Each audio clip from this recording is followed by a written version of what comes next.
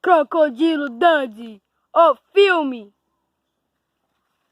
Crocodilo Dundee, o filme. Num dia de caça, um caçador tem que se esconder debaixo de uma árvore ou em cima de uma árvore para poder conseguir achar a caça. Essa é a história de Crocodilo Dundee.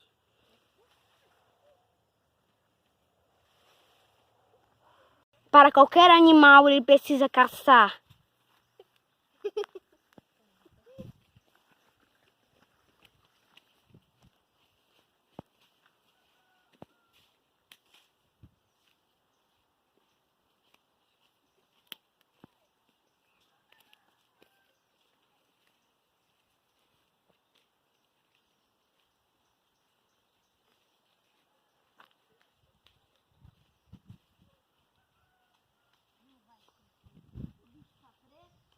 Também não é só para comer, é para fazer carinho e observar a natureza desse animal.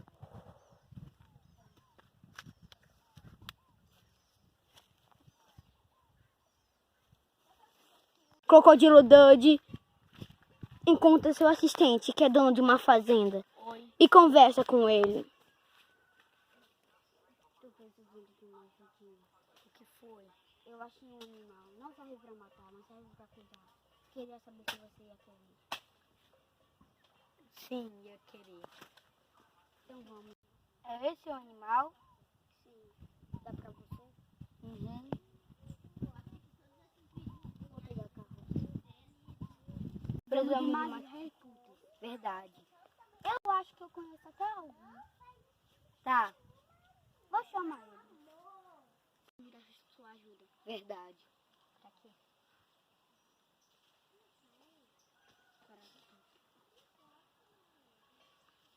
Ele não aceitou. Eu de tomar um banho de terra. Tá sujinho.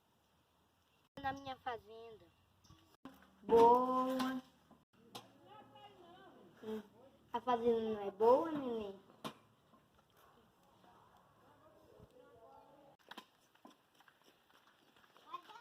Moto bate.